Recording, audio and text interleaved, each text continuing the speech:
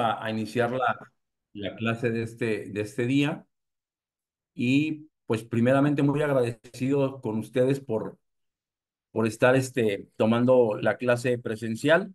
Y antes de iniciar, me gustaría saber si alguien de nosotros tiene alguna duda al respecto de lo que hemos avanzado ya, en el entendido de que nosotros hasta el día de hoy hemos visto ya una gran mayoría de nuestro sílabo.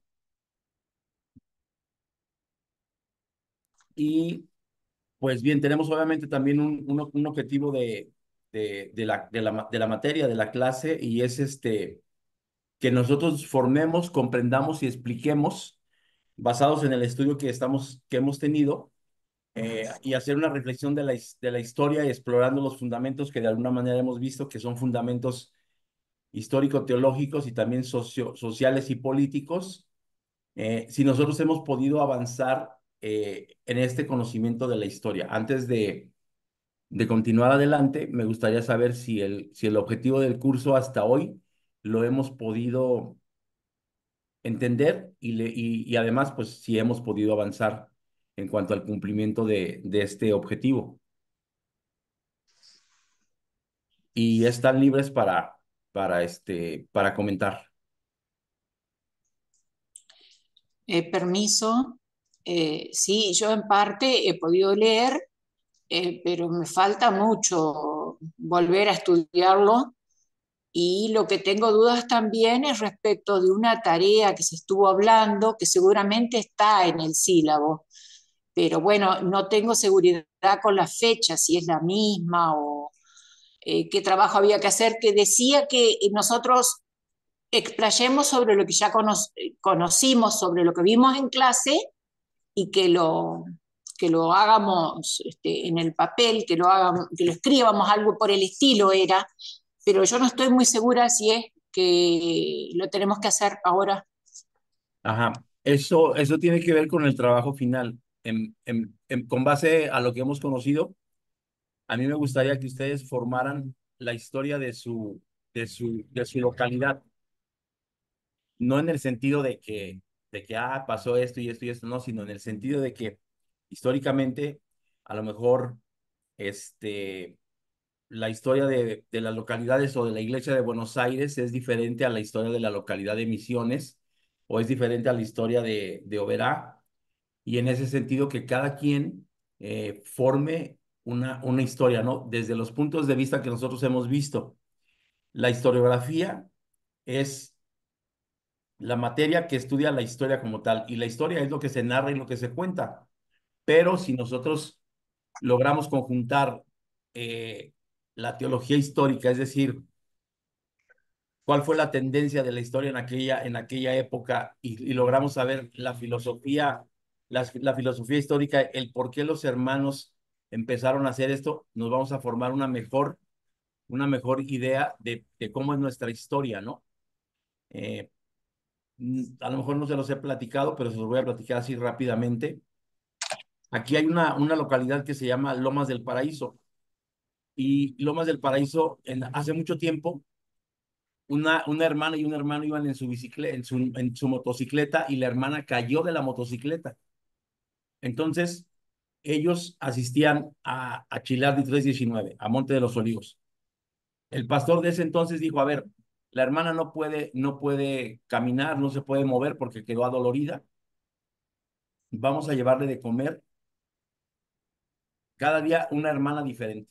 Entonces hubo una comisión y esa comisión se encargaba de llevarle de comer, pero diferentes hermanas de la comunidad Monte de los Olivos hacían de comer.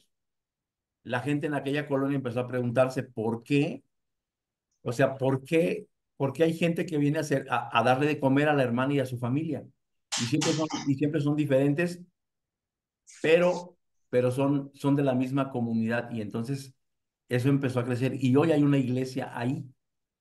La historia narra esto, pero pero la filosofía histórica tendría que decirnos quiénes fueron los primeros, por qué les nació empezar a ir a ese lugar. La teología de la historia nos diría, empezamos a rendir culto en el patio de este lugar, y no fue los sábados, era un viernes. Entonces, esa parte es lo que a mí me gustaría que formáramos. Y para avanzar en la clase, les quiero proponer que si tienen alguna duda, eh, me lo hagan saber en el foro. Yo con gusto de manera personal y de forma individual lo vamos avanzando. ¿Hecho? Ok. Gracias. No sé si haya alguna otra. Adelante, mi hermana Portilla, adelante. Buenos días, paz para todos. Buen día. Eh, con respecto a otra tarea, en el sílabo también había una tarea para entregar, creo que la semana pasada, pero en la plataforma no estaba, que era algo como de un mapa conceptual de las grabaciones o de la historia del pastor, de lo que hay en YouTube.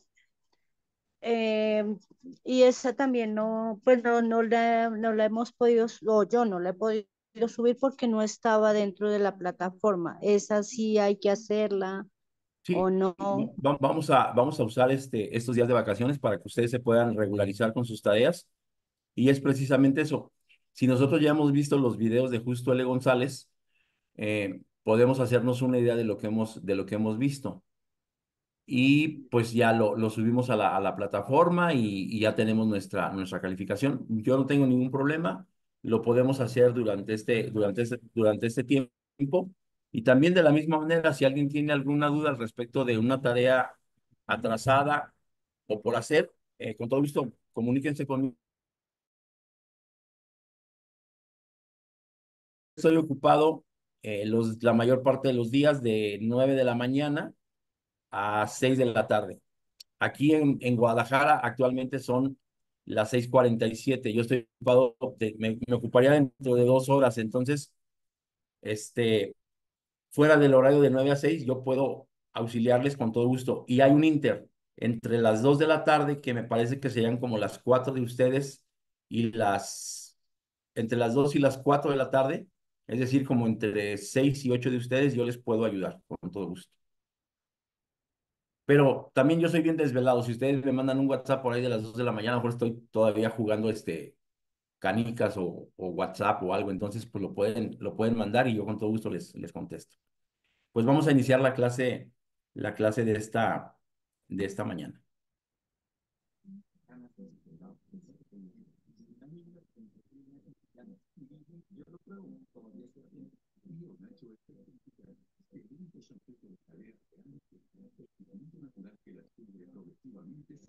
Y bien, pues nosotros estamos viendo actualmente ya parte de la última parte de los periodos en los cuales se divide la iglesia. Recordemos que la iglesia se divide en los periodos en el periodo patrístico, posteriormente en el periodo de la Edad Media, posteriormente en el periodo de la Reforma y de los reformadores, y de 1750 hacia acá empezamos a ver lo que es la época contemporánea, ¿no?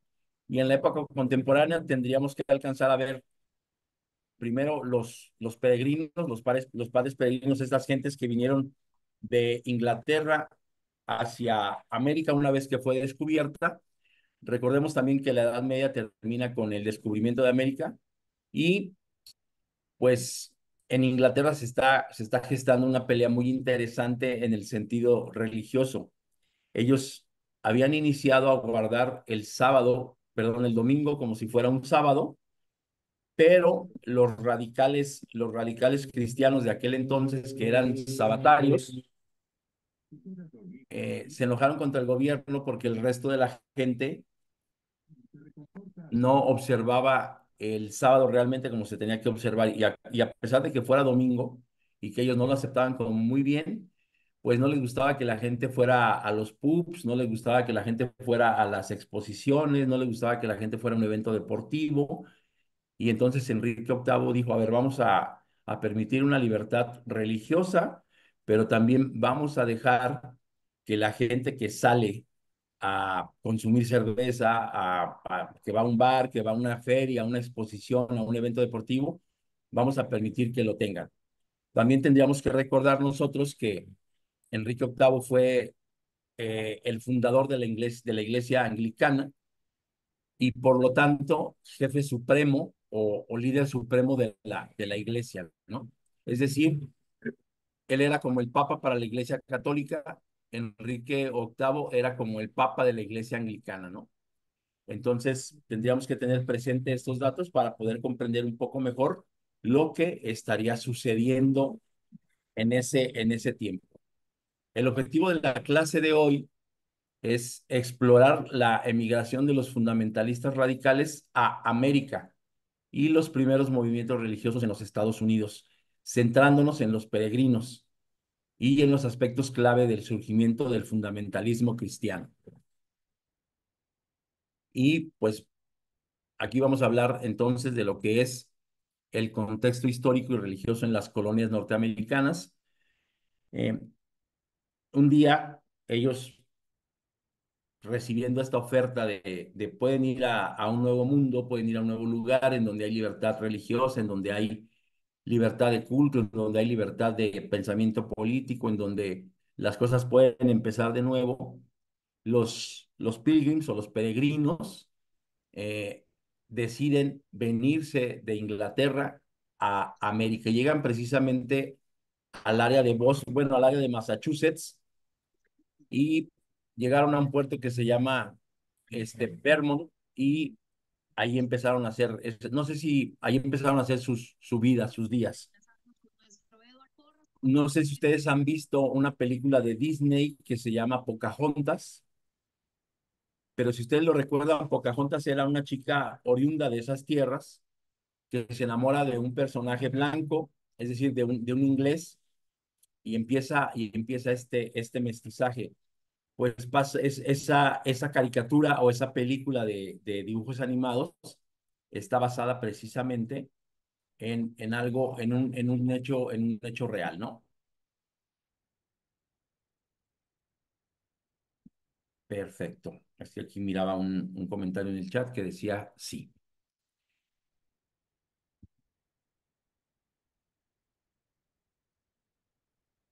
Bien, pues entonces, a ver, mi máquina es como de bulbos y ya se me atoró. Bueno, los peregrinos puritanos calvinistas. Tendríamos que recordar nosotros que los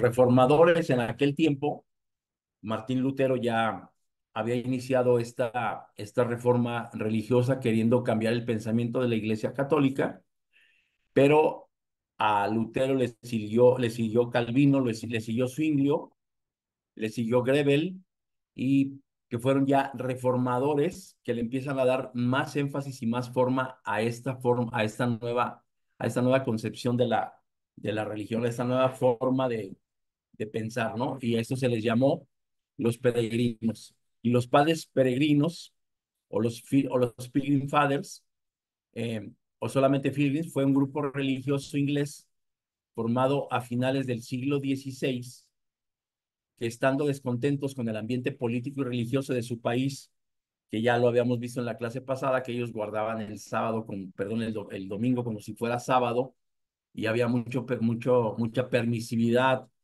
o para estos radicales cristianos de aquel tiempo eran como muchas herejías las que se vivían, pues ellos decidieron quitarse de Inglaterra. Y muchos de ellos originalmente fueron a Leiden en Holanda en 1609 y posteriormente a lo que se le conocería como el Nuevo Mundo en el 1620. Los padres peregrinos partieron del puerto de Plymouth, Inglaterra, en un barco que se llamaba Mayflower el 15 de agosto de 1620. Surcando el Océano Atlántico, pretendían llegar a la colonia de Jamestown, fundada en 1607, pero fuertes tormentas se lo impidieron, empujándoles unos 800 kilómetros más al norte hacia Cabo Cod, donde arribaron el 9 de noviembre del mismo año. Poco después fundaron Plymouth, que sería como la capital de la colonia homónima, es decir, de donde salieron, se llamó Plymouth, y a donde llegaron, pues ellos le fundaron como el puerto de Plymouth también, ¿no? Poco después fundaron Plymouth, que sería la capital de la colonia homónima, la cual existió hasta 1691, año en el que se unió con la colonia de la Bahía de Massachusetts, formando la provincia de la Bahía de Massachusetts. Y bueno, Massachusetts, históricamente ustedes y yo sabemos que formaron parte de las 13 colonias iniciales en donde Estados Unidos fue que se fundó, ¿no? estos puritanos religiosos que llegaron a América, simple y sencillamente buscaban una libertad religiosa porque ya no soportaban la manera en la que se vivía la religión o las disensiones que se daban o las libertades que se daban en Inglaterra a la gente que se llamaba o que se decía cristiana, ¿no? Por eso ellos se salen de ahí, van a Holanda y obviamente ahí se queda un grupo que no viene al Nuevo Mundo y son lo que se conoce como los anabaptistas, es decir, la gente que está rebautizando adultos para que ingresen a una nueva tendencia religiosa. Y obviamente estos peregrinos vienen con ese pensamiento de guardar un día, vienen con ese pensamiento de participar del 14 de Nisan, vienen con este pensamiento también que tiene que ver con bautizar gente en edad madura, ¿no?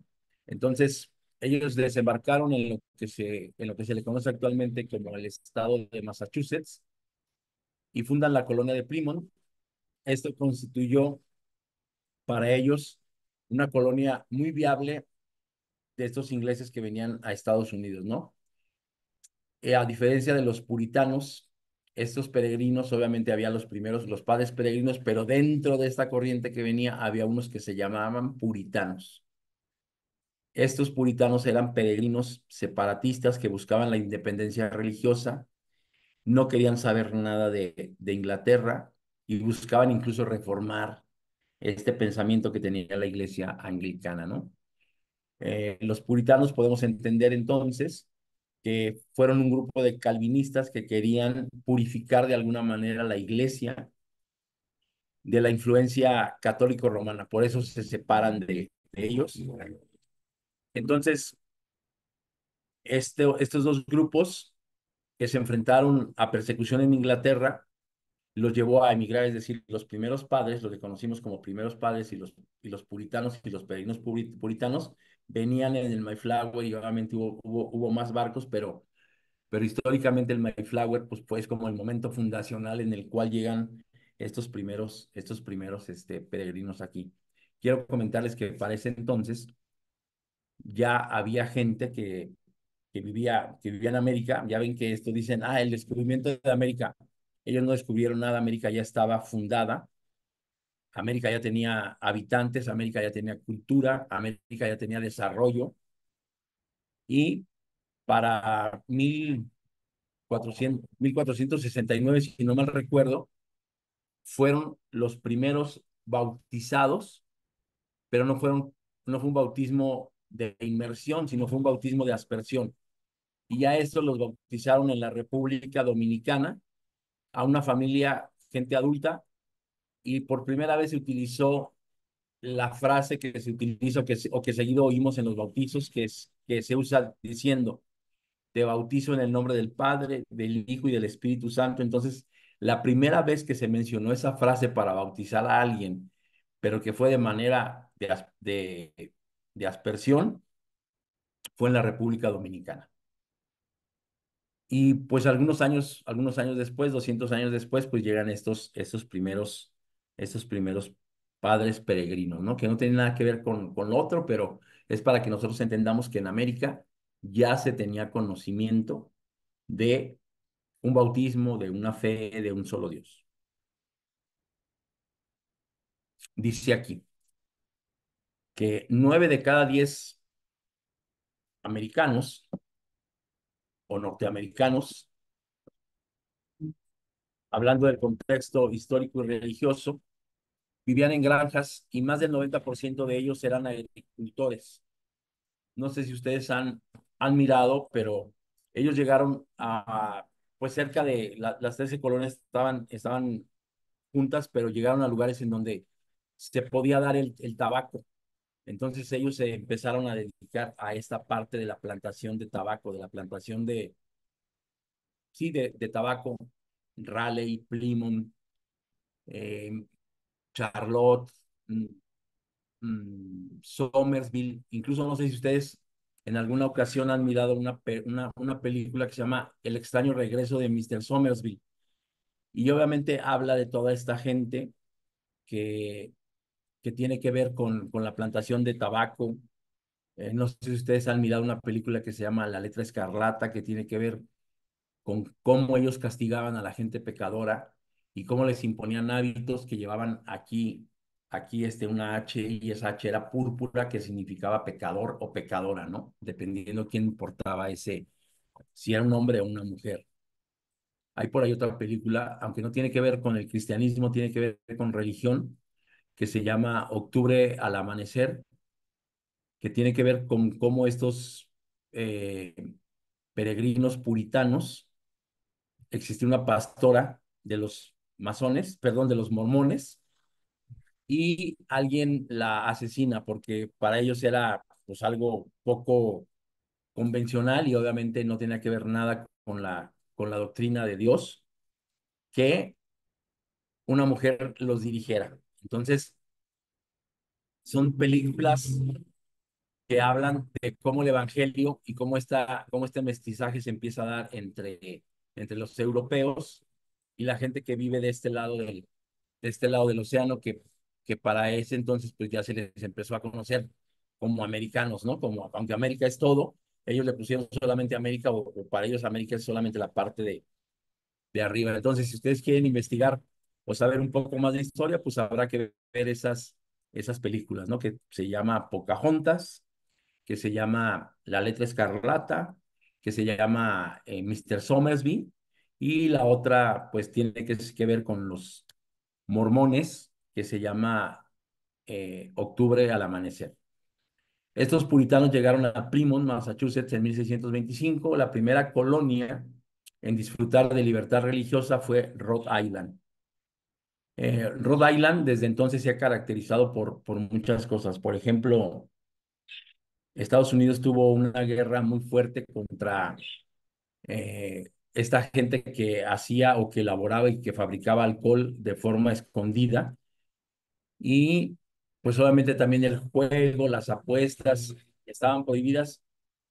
Imagínense, ¿por qué tendrían que haber estado prohibidas? Pues porque la forma del pensamiento del americano no les permitía tener la libertad de tomarse un whisky o de tomarse un vino, de tomar una cerveza. Entonces eso se le llamó la época de la prohibición.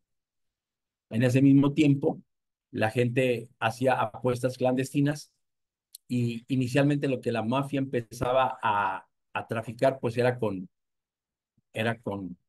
alcohol, y ellos tenían casas o locales en donde expendían apuestas. Y quiero hablarles de Rhode Island, que fue, por ejemplo, el primer lugar en donde todos estos gangsters se fueron a retirar para no ser juzgados.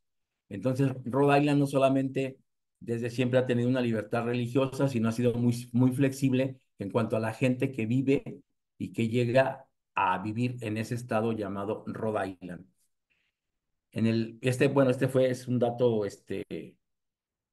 general de lo que se vive en Rhode Island.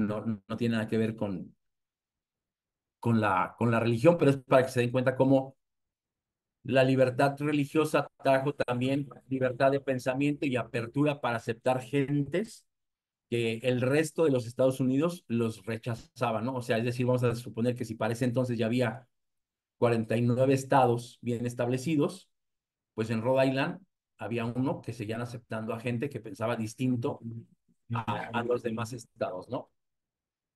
En el siglo XIX se fracturaron las liturgias, la presbiteriana, la bautista, la metodista, y miembros salen de esas congregaciones, de esas denominaciones, y empiezan a saber de sí. Es decir, yo estoy en Massachusetts, soy cristiano, yo estoy en el otro extremo de Massachusetts, cerca de Plymouth, o arriba de Plymouth, en Boston, y soy cristiano, y yo no estoy en Massachusetts, yo estoy en Nueva Inglaterra, y soy cristiano, y entonces yo estoy en Carolina del Norte y soy cristiano, yo estoy en Carolina del Sur y soy cristiano, y empezamos a tener conocimiento de que somos cristianos y que nos hemos separado de la iglesia bautista, de la iglesia presbiteriana, y entonces se conforma lo que posteriormente se llamaría la conexión cristiana o la iglesia cristiana. hablando de fundación de iglesias o de cómo una iglesia nace,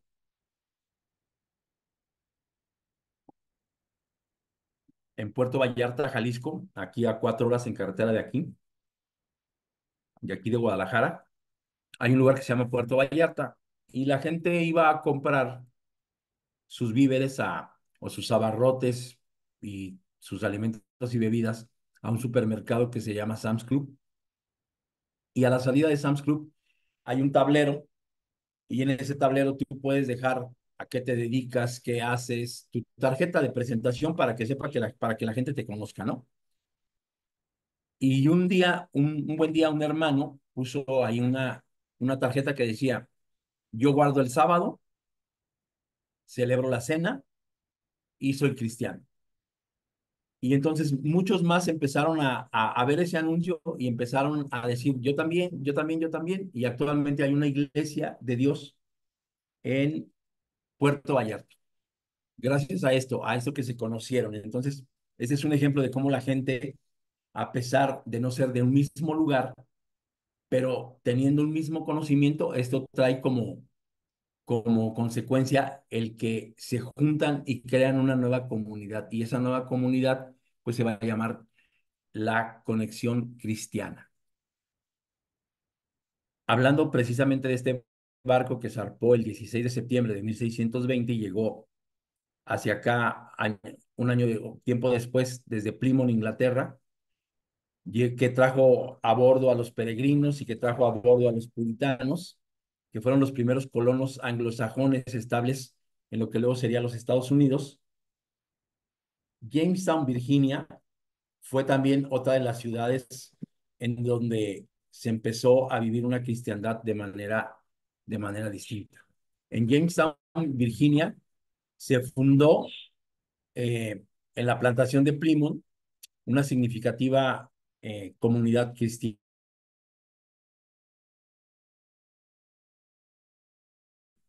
estable para poder tener una libertad de culto, ¿no? Originalmente los peregrinos tenían la intención de llegar al río Hudson, pero no lo lograron porque, bueno, por cuestiones del clima, ¿no? El clima, el viento, ellos, recordemos que en ese tiempo ellos se tenían que mover en caravanas con carretas y pues obviamente el clima no se los permitió. Entonces fue que decidieron quedarse en el lugar en donde estamos platicando nosotros ahora precisamente, en esta área de Plymouth, en esta área de Virginia, en esta área de Massachusetts, y ahí fue donde se empezó a desarrollar la agricultura que tenía que ver originalmente con la plantación de tabaco. Y a un lugar en donde como agricultor o como campesino te dedicas al tabaco, pues se le llama plantación, ¿no? Además, ellos crearon originalmente un acuerdo llamado The Mayflower Compact, que establecía principios de autogobierno y de cooperación entre ellos. Así que la llegada del Mayflower y la fundación de la colonia de Plymouth marcaron un hito en la historia estadounidense. ¿Por qué? Pues porque fue la primera manera en la que ellos se organizaron y fue que empezaron a tener organización, ¿no? De ahí nace también, no sé si ustedes conozcan, hay una costumbre en Estados Unidos que tiene que ver con el Thanksgiving Day, que es el Día de Acción de Gracias, y el Día de Acción de Gracias no tiene que ver con otra cosa, sino con que Dios les permitió tener una gran cosecha, ¿no? Y hablando de este mestizaje que se dio y de esta plática que yo les decía de la película Pocahontas, los sajones enseñan a los oriundos, es decir, a los indios de ahí, a los, no recuerdo ahorita el nombre de la tribu que principalmente estaba frente a estas costas, pero los peregrinos les enseñan a cazar a ellos pavos salvajes porque el indio no tenía las habilidades y la técnica para cazar estos pavos. Entonces, estos sajones les enseñan, pero a cambio les piden que se retiren de esas tierras para que ellos puedan habitarlas. ¿Por qué? Pues porque se parecía al lugar de donde procedían, ¿no?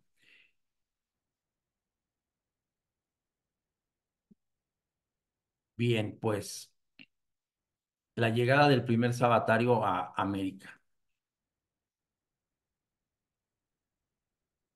y ahorita voy a recordar el nombre del primero que llegó, pero aquí en este lugar encontró con la congregación local bautista no sabatista de Newport, de la que se separó el 7 de diciembre de 1671 para levantar la primera iglesia bautista del séptimo día en América, con algunos exmiembros de Newport.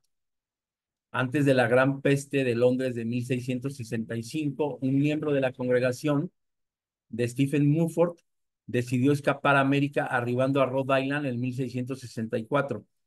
Ahí encontró, ahí encontró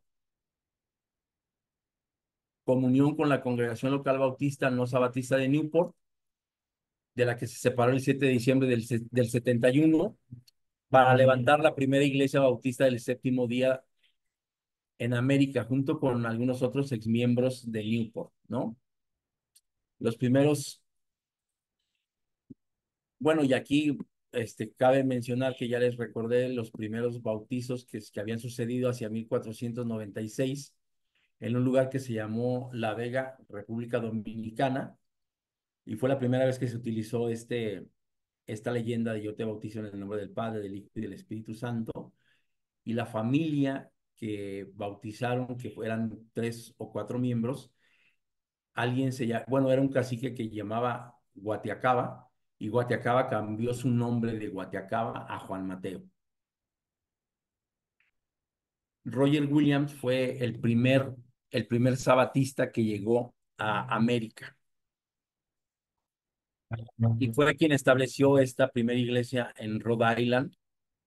Y pues bueno, él feliz porque a final de cuentas era pionero y tenía por primera vez libertad religiosa total y absoluta, es decir, ya no tenía que soportar a los ingleses que guardaban el sábado en domingo y que miraban el día domingo como si fuera sábado, pero lo vivían como si fuera cualquier día de la semana, ¿no?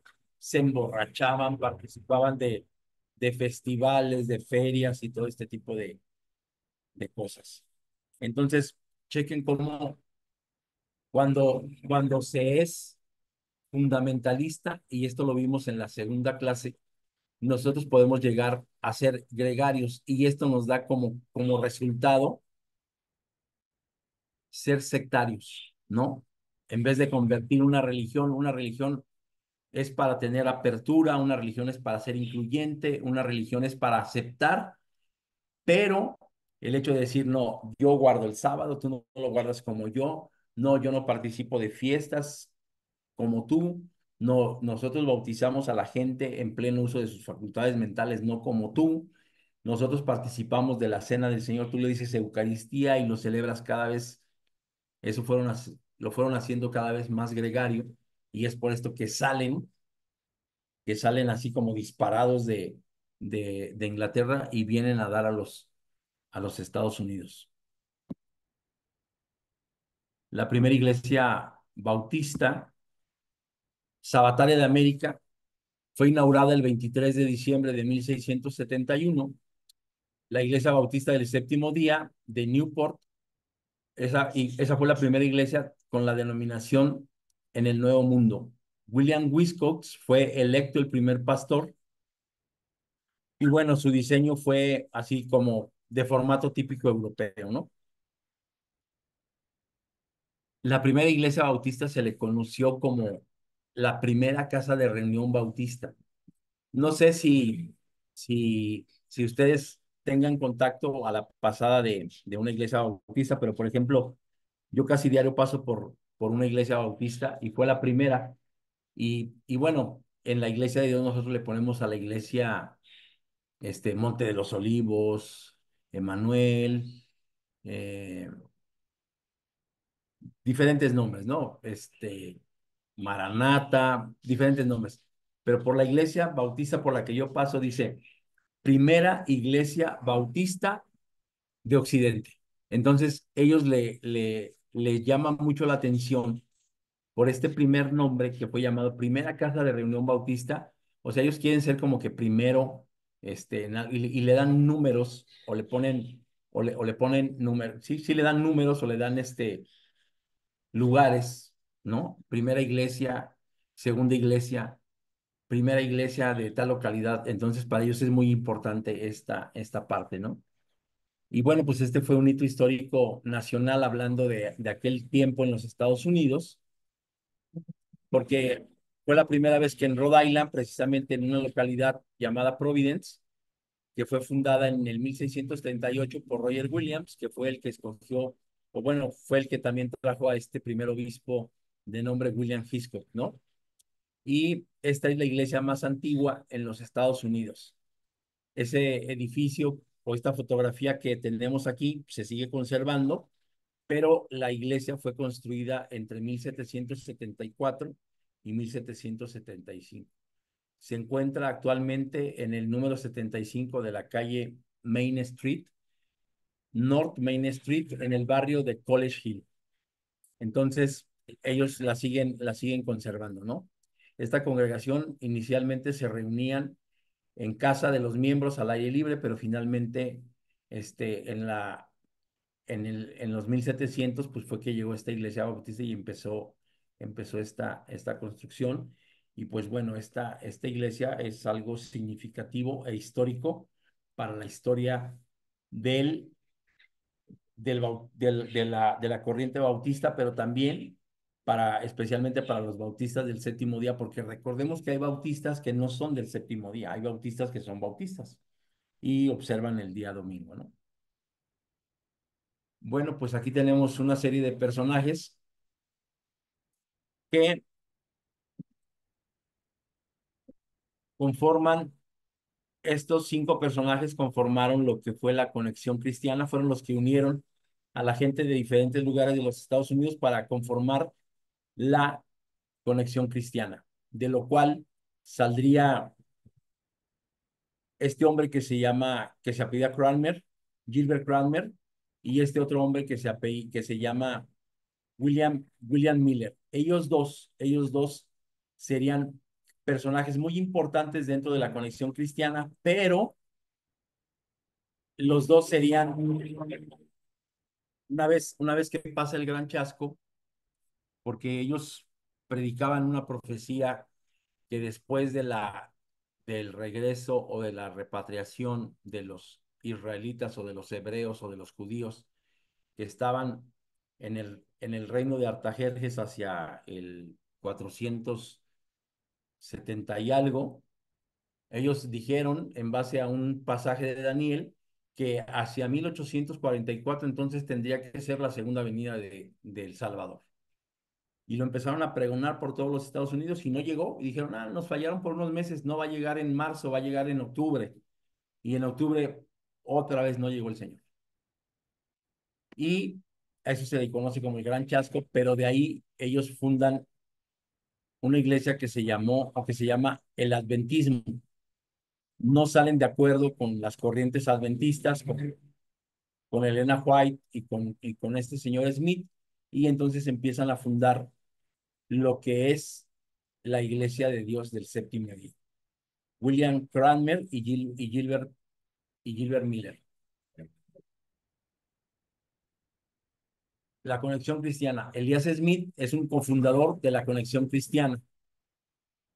Y esta Conexión Cristiana comenzó en Carolina del Norte en 1792. Su credo era solo la Biblia, así como en algún momento este hombre, Martín Lutero, decía solo la Biblia, solo la fe, solo la gracia, solo Dios y solo por Cristo Jesús se salva.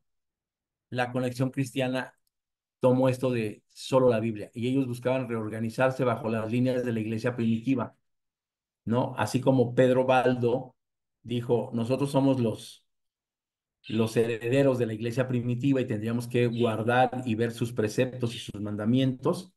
Así esta Conexión Cristiana empezó a separarse de los padres peregrinos y de los puritanos. Se empezaron a separar, pero el pensamiento seguía siendo el mismo, ¿no? Eran muy puritanos, eran muy fundamentalistas. Entonces buscaban reorganizarse bajo las líneas de la iglesia primitiva, primero trinitaria, después antitrinitaria. Nombres bíblicos para cosas bíblicas. Su objetivo era garantizar la libertad particular de interpretar la escritura y de dar a las congregaciones completa autonomía en cuestiones de fe, de modos de adoración. Veían que era más importante el carácter cristiano que la doctrina. Y ojo, eso es muy cierto. Es más importante tener una vivencia de fe que seguir normas. Es más importante tener y participar con un testimonio de lo que tú vives a tener que decir, yo observo esto o en nuestra comunidad observamos esto. Y si tú no lo observas, pues puede que sea o puede que no seas de esta comunidad, ¿no? Muchos de ellos se unieron a William Miller, James White y Gilbert Cramer. Fueron los que se unieron con este hombre, Elias Smith. La conexión cristiana se caracteriza o se caracterizó por las siguientes creencias y prácticas. Tenían un enfoque especial en la Biblia. Los miembros de la conexión cristiana daban gran importancia a la Biblia como la autoridad suprema en asuntos de fe y práctica y buscaban seguir las enseñanzas bíblicas sin añadir tradiciones humanas, ¿no? Ellos rechazaban las tradiciones humanas y decían la Biblia por la Biblia, así como lo decía o como lo dijo y lo declaró Lutero en el tiempo de que él se opuso con sus 95 tesis en la Catedral de Wittenberg.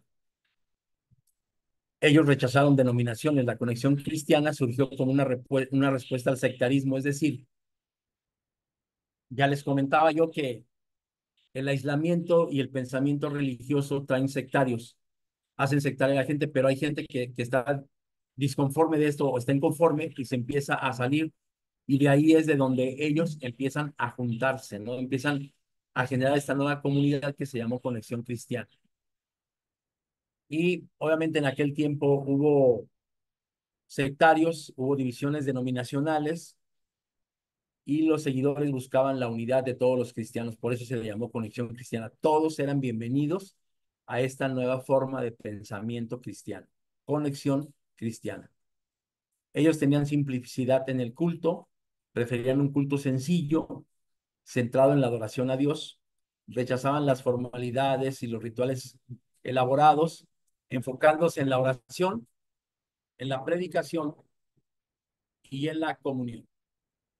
El énfasis de la conversión personal, ellos creían en la necesidad de una experiencia de conversión genuina y personal, animaban a las personas a arrepentirse, creer en Jesús y vivir una vida de transformación, ¿no? Tenían participación activa de los laicos. ¿Esto qué quiere decir? La Conexión Cristiana promovía esta participación de todos los miembros de la iglesia, no importa si tú eras obispo, si eras presbítero, si eras diácono, si no lo eras, podías participar. No veían a los ministros como intermediarios exclusivos entre Dios y la congregación. Había libertad religiosa y obviamente estaban separados del Estado. La iglesia estaba separada del Estado. Esto trajo muchos seguidores hacia esta conexión cristiana que abogaban además por la libertad religiosa que tanto habían buscado o en el viejo continente, ¿no? Bien, pues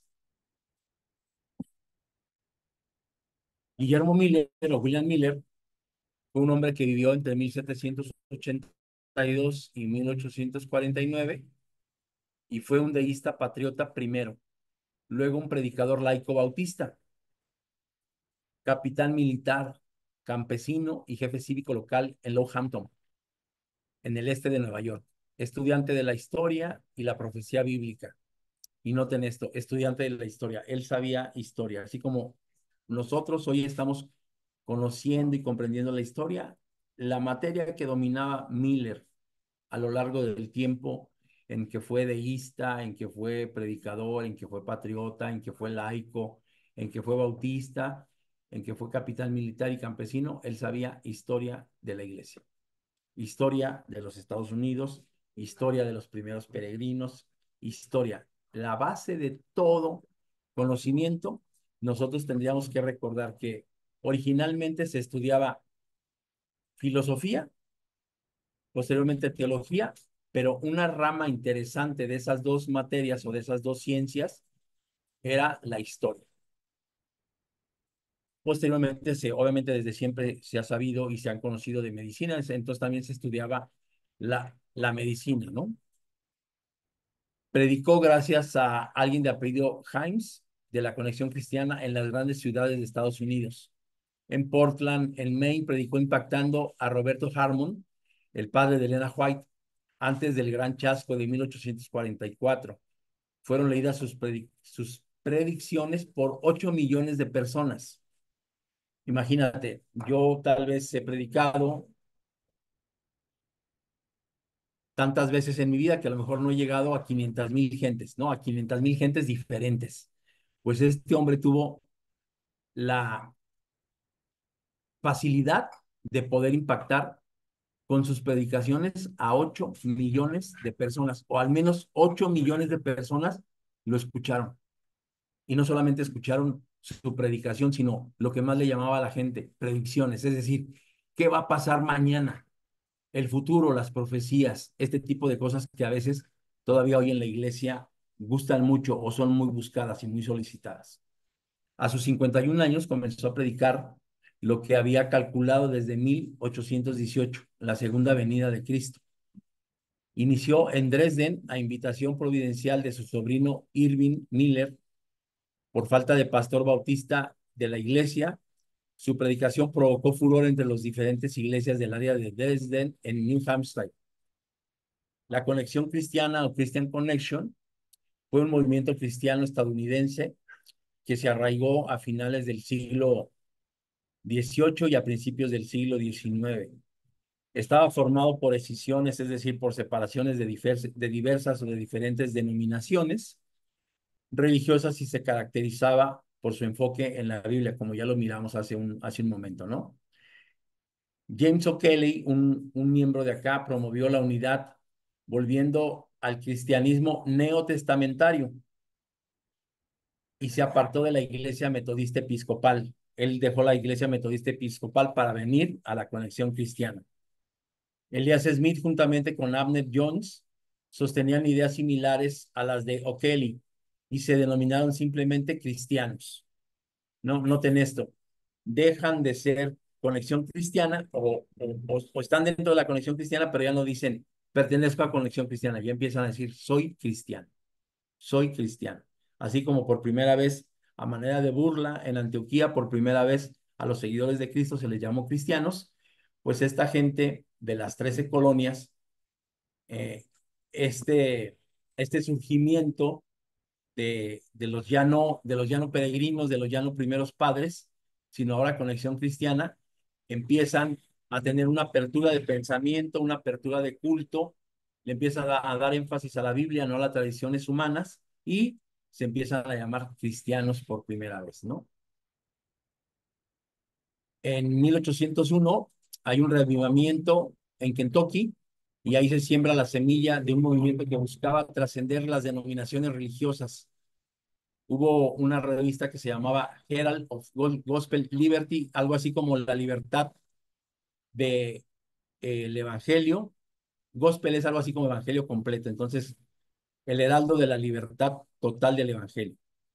Fue publicado en 1808 y fue una de las primeras revistas religiosas en los Estados Unidos. El movimiento milerita dejó un legado significativo en la historia religiosa de los Estados Unidos.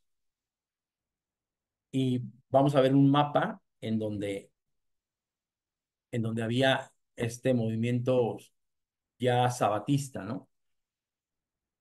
Miren, Miller tuvo mucha influencia con sus prédicas y con sus predicciones porque aquí cerca de Plattsburgh, William Miller peleó una batalla contra los ingleses y no solamente la peleó, la ganó, ¿no? Después, acá bajito, cerca de Ticondersdale y Rutland, hay un lugar que se llama Sabbath Day Point. Es un lugar que confirma la influencia sabataria en esta área de los Estados Unidos, que está cerca del río Hudson, a donde querían llegar ellos, pero no llegaron. Pero ya tenían influencia para todos estos lados, ¿no? En 1831, Miller comienza a predicar sus profecías públicamente en Dresden, y aquí es en donde pues empieza a tener una gran efervescencia su predicación y su predicción. Y también por esta área está el hogar de William Miller y su familia antes de ser el líder del movimiento adventista. Entonces, chequen cómo llegan estos padres peregrinos, estos puritanos. Hay gente que empieza a no estar de acuerdo, de algún punto se separan, de por acá se separan, de por acá se separan, de por acá se separan. Y Miller, juntamente con Cranmer, Smith y los otros que habíamos mencionado, o Kelly, conforman la conexión cristiana. Pasa el tiempo y entonces William Miller, después de haber sido bautista, empieza a conformar lo que en un futuro no muy lejano sería el movimiento adventista. Pero a todo esto se le conoce como el movimiento millerita. Fue un ferviente movimiento religioso estadounidense en la década de 1840, basado simple y sencillamente en las ideas de William Miller. Este granjero bautista predijo que el segundo advenimiento de Cristo tendría lugar en 1844. Miller se sumergió en el estudio intensivo de las profecías bíblicas, especialmente Daniel 8:14, que menciona los 2300 días. Según su interpretación, este periodo comenzó en el 457 a.C., con el decreto para reconstruir la Jerusalén antigua, ¿no? Esa que se narra en el libro de Esdras y de Nehemías, en donde Artajerjes, rey de Persia, los deja regresar. Entonces él calculó que esto terminaría, o sea, los 2300 días después del edicto de Artajerjes y de Ciro, terminaría el 22 de octubre de 1844. Algunos seguidores formaron la Iglesia Adventista del Séptimo Día y otros algunas organizaciones religiosas independientes. Si tú has platicado, por ejemplo, con algún testigo de Jehová, ellos te van a decir que Cristo Jesús vino a la tierra en 1844 y que desde entonces reina. Es decir, ese es un pensamiento para la historia y para lo que estamos analizando nosotros, es un pensamiento legalista, fundamentalista, puritano, para defender algo que ellos sí siguen creyendo y que no lo entendieron como que fue pues, un error de cálculo y sobre todo una mentira religiosa, una herejía, porque mucha gente vendió sus casas, vendió sus terrenos, vendió sus posesiones, porque Cristo venía y jamás llegó.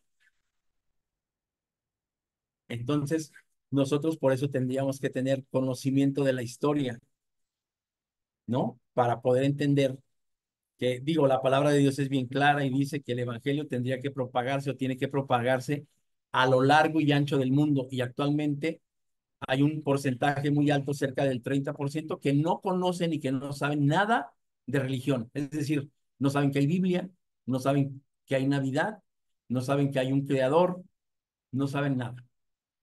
Y, y esto es más interesante que calcular 2300 días a partir del 457, ¿no?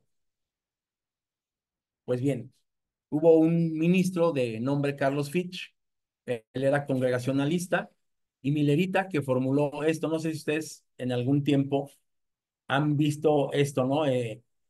La estatua con pies de barro, piernas de bronce y de diferentes metales, la bestia de los 7 cuernos, el león alado, el macho cabrío, y todo este diagrama se empezó a predicar en 1843. Yo te mencionaba en clases pasadas que no es lo mismo ser cristiano de 1700, porque en aquel tiempo o eras católico, porque si te decías que eras protestante, bueno, decir, yo no comulgo con la religión católica, pues entonces eras perseguido, ¿no?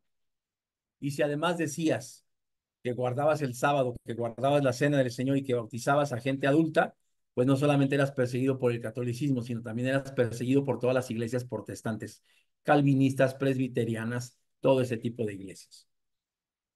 Entonces, yo te invito a que tú pienses si este diagrama de 1843, qué tan vigente estará, basándonos en el conocimiento de las profecías, en el conocimiento histórico y en el conocimiento y en la interpretación que actualmente tienen las escrituras. Aquí el escritor dice, he visto que este diagrama de 1843 fue dirigido de la mano del Señor, eso decía Carlos Fitch,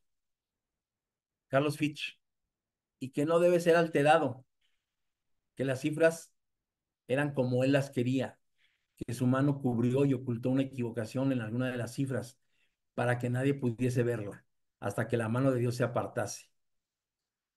Enlace Primeros Escritos, página 74 del tiempo de la reunión. Esta narración está bien complicada porque esas son palabras total y absolutamente de alguien. Pues cómo está así de que no puede ser alterado. El Señor ocultó cosas para que nosotros en su tiempo nos diésemos cuenta. Esto no es otra cosa sino que una narración de alguien fundamentalista, separado de los puritanos, viene a la conexión cristiana, estudia las cosas y entonces dice, este diagrama no tiene que ser alterado. Los mileritas originalmente tenían adeptos a través de líneas denominacionales, especialmente iglesias bautistas, presbiterianas, metodistas, cambelistas, formando denominaciones distintas. Solo después del gran chasco estaban unidos por una creencia en el regreso inminente de Jesucristo, la segunda venida. Ya estamos por concluir. El gran chasco fue un suceso importante en la historia del movimiento millerista, un grupo religioso estadounidense del siglo XIX, William Miller, que ya vimos entre los años en los cuales vivió, cuyo nombre toma el movimiento, concluyó por medio de un estudio de las cronologías de la Biblia que Jesucristo, el Salvador de la religión cristiana, volvería a la tierra cerca de 1843. Sus seguidores posteriormente refinaron la fecha como el 22 de octubre de 1844, cuando en el día señalado Jesucristo no apareció como se esperaba. Un gran número de mileristas abandonaron el grupo, dando paso a su disolución. Y bueno, pues aquí tenemos un diagrama que habla del 457 de 69 semanas, que serían 483 días, que da 27 después de Cristo con el bautismo de Jesús, al 31 después de Cristo con la crucifixión de Jesús, quedaría este inter de los 3.5 años. A mitad de semana cesará el sufrimiento y aquí se completan las 70 semanas. Hasta 2300 días de tarde y de mañana y el santuario será purificado y entonces llegamos a 1844. Y es la forma en la que ellos calcularon este, este evento de la segunda venida y pues obviamente el cálculo les falló. Tendríamos que recordar nosotros que al Señor le preguntaron que cuándo habría de suceder esto de su venida y él dijo, yo no lo sé, ni los ángeles lo saben, solamente Dios del cielo sabe cuándo sucederán estas cosas. Y la gente duda de esto. ¿Cómo voy a creer que el mismo Hijo de Dios no sepa? Pues cuando el Hijo de Dios estaba en la tierra, era humano, no era hijo de Dios, o sea, no era parte de la divinidad, era humano. Pero a nosotros nos cuesta trabajo hacer una diferencia entre la humanidad de Cristo Jesús cuando estuvo en la tierra y la divinidad de Jesús antes de llegar a la tierra y después de haber ascendido a los cielos. Entonces, es por esto que es interesante saber y conocer historia. Y bueno, pues antes de despedirnos, me gustaría saber si hay alguna pregunta de su parte, si hay algún comentario. Simple y sencillamente abran su micrófono y vamos a participar. Adelante. Permiso. Eh, Pregunto, ¿se podría entender que este William Miller eh, tenía un pensamiento de búsqueda inicialmente como iglesia de Dios, podría ser, del séptimo día, por supuesto, porque antes estuvo con los bautistas, con los adventistas y después siguió. Y como que en otra clase escuchamos de que él se abrió del adventismo después del gran chasco, ¿no? Sí, así es. Él tenía así como bien lo dice hermana, un sentido de búsqueda. Tal vez la emoción de haber leído ciertas cosas y de haber efectuado un cálculo lo llevó a calcular una fecha de regreso del Señor. Él se da cuenta que no. Obviamente lo habla con esta gente, con estos personajes del adventismo y se da cuenta que hay una cerrazón en ellos y él tiene, vamos a decir, la mente abierta o vamos a hablar, él tiene el Espíritu de Dios y se quita de ahí y se quita de ahí y empieza a conformar lo que es, bueno, la conexión cristiana y todo esto, pero se segrega, es decir, se separa y empieza a tener una nueva apertura hacia lo que es la iglesia de Dios. Pero aquí pasa algo bien interesante, ¿no? Eh, la iglesia de Dios Argentina tiene 120 y tantos años. ¿Cuántos años tiene la iglesia de Dios Argentina? Más o menos 120, no, no sé exactamente, 100, Exacto. 100 y algo, sí. Y la iglesia de Dios mexicana tiene apenas 105 años, 102 años. Pero la Iglesia de Dios Argentina no viene de Guillermo Miller. La Iglesia de Dios Argentina viene de europeos rusos, de europeos alemanes, que de alguna manera después de la Segunda Guerra llegan a la Argentina. Y se empiezan a dar los primeros cultos en ruso y se empiezan a dar los primeros cultos en alemán. Y antes de llegar a la Argentina, llegan a Brasil, a esta zona en donde hay esa frontera con Uruguay o Paraguay, no lo recuerdo muy bien, pero donde están las cataratas de Iguazú, ¿no? En esa parte. Y se empieza a propagar. Actualmente tenemos un pensamiento muy idéntico, muy igual. Incluso hace pocos años en Brasil hubo una iglesia trinitaria que dejó de creer en el trinitarismo para adherirse a la iglesia de Dios del séptimo día y dejar de creer en la Trinidad como Trinidad. Entonces, nosotros nos damos cuenta que siempre en el seno de la iglesia de Dios, en el seno de nuestra denominación, ha habido hermanos que buscan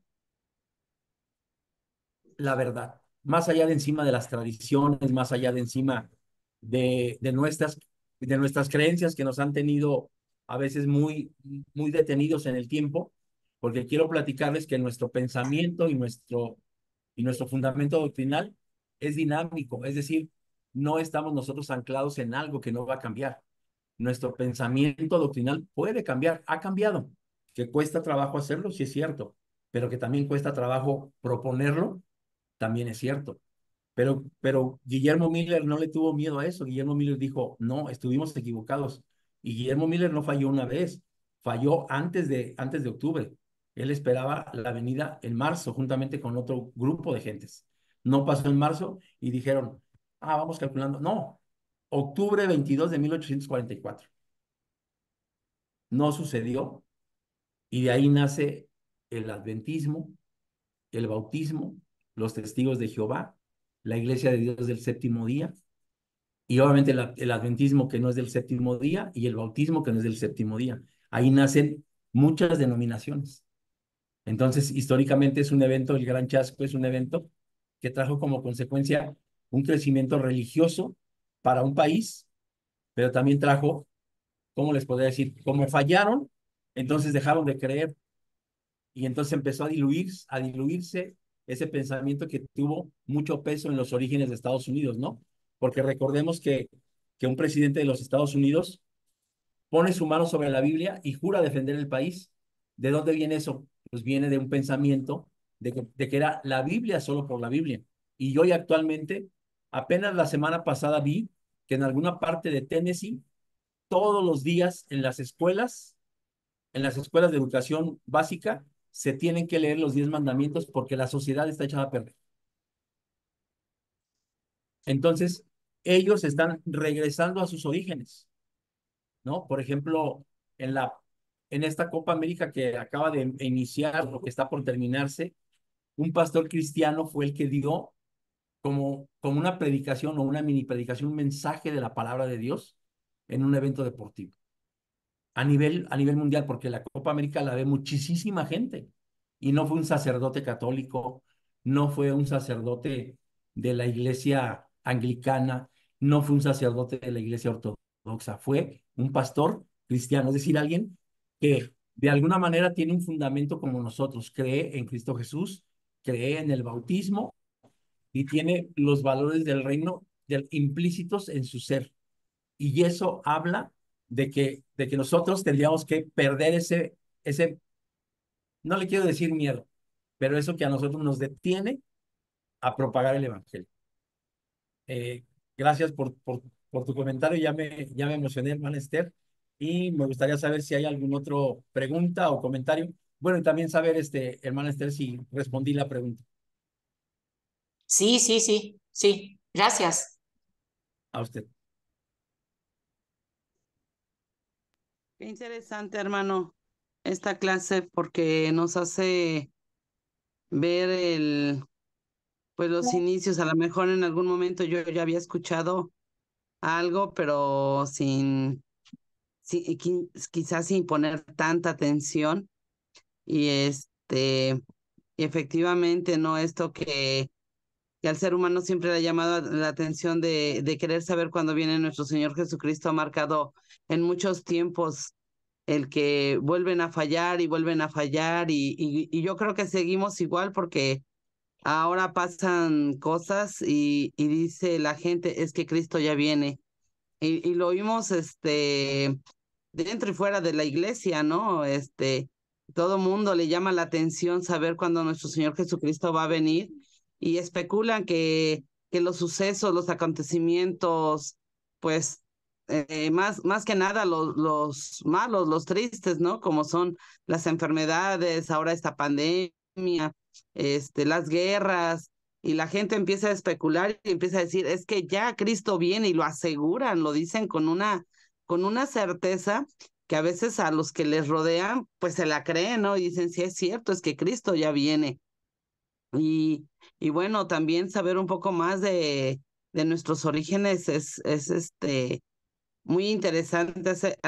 No sé, yo recuerdo que hace como unos 6 años, conocí a algunos hermanos de Estados Unidos y ellos nos narraban esta historia desde ahora sí, lo que ellos vieron como familias, como descendientes, algunos de los primeros, que son los tataranietos, los bisnietos de aquellos que empezaron esos cambios en Estados Unidos.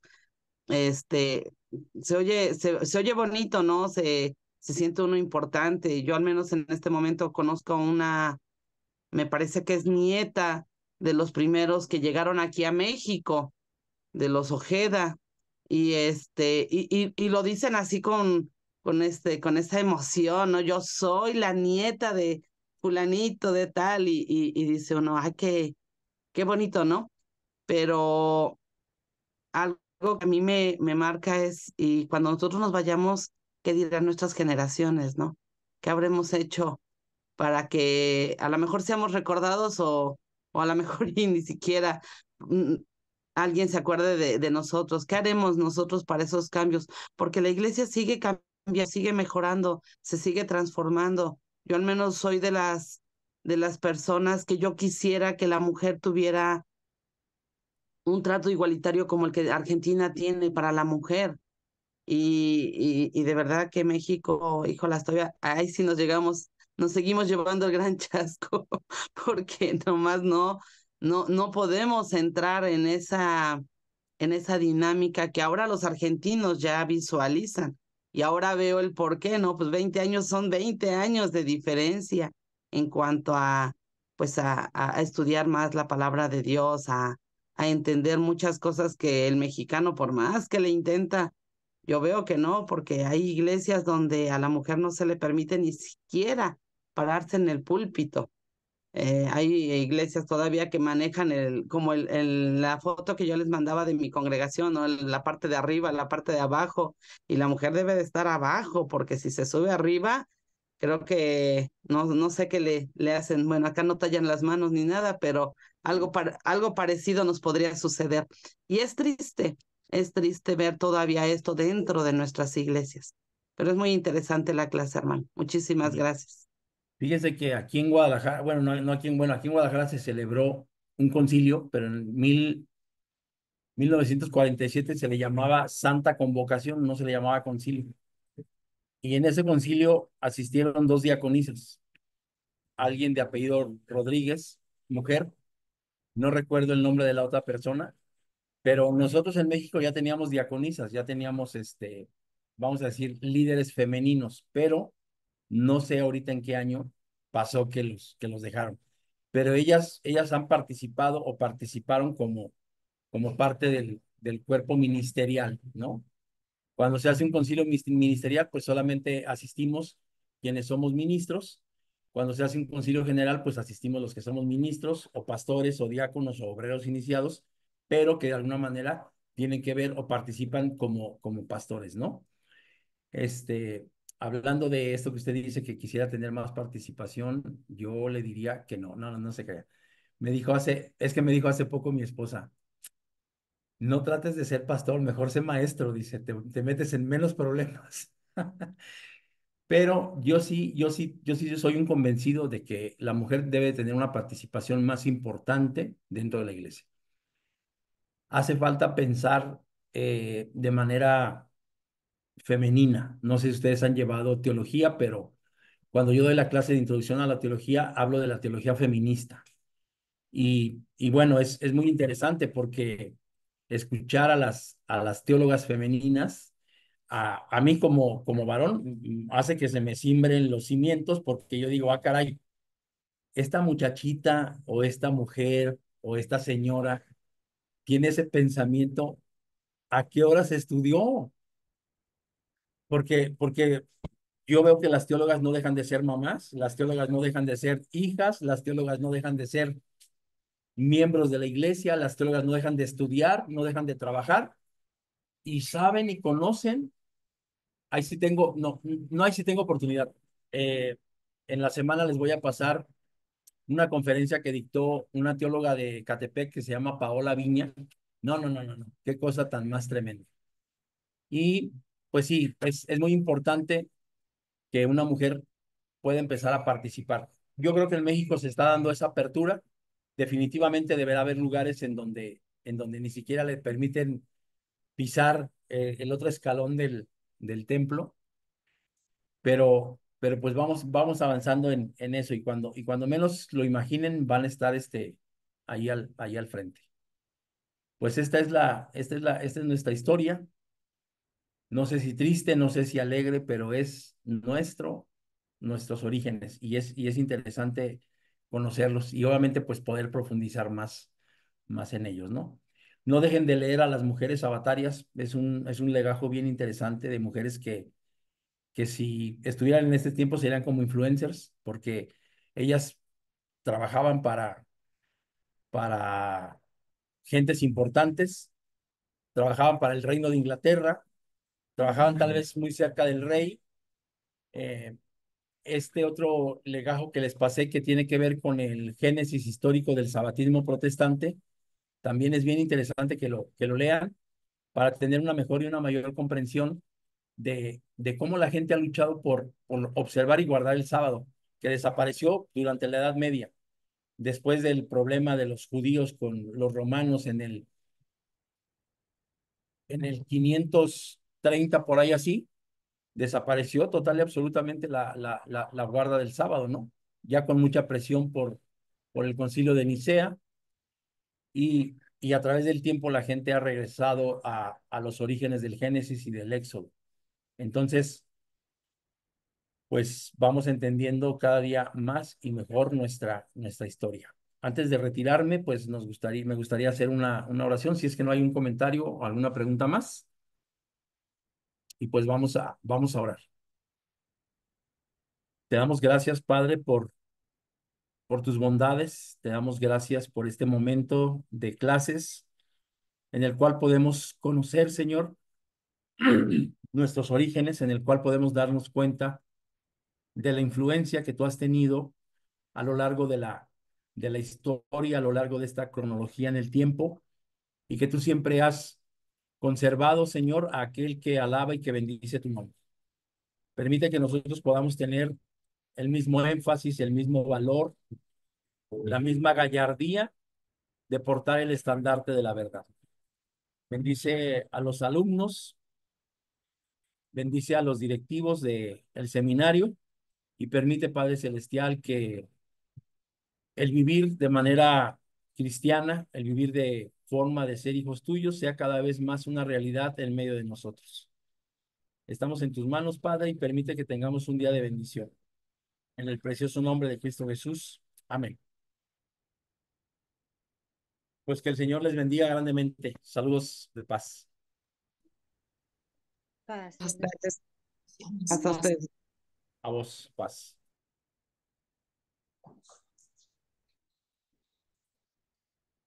el Abraham se tuvo que... Ya se fue de vacaciones.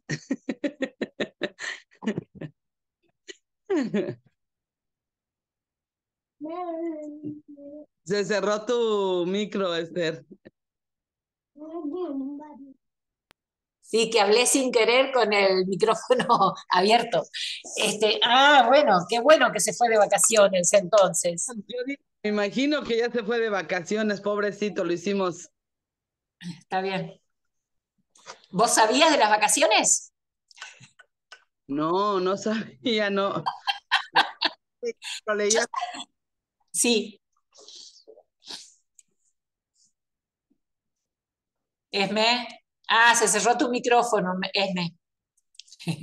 Y digo que no sabía. Sí, yo tampoco. Bueno, Bueno, bueno, por ahí te va a visitar. mi marido dice que por ahí te va a visitar. Besos. Ojalá. Chao. Hacer tareas, Esme. Ay, sí, hoy vamos a aprovechar las tareas. Chao, paz, bendiciones. Cierro mi micrófono.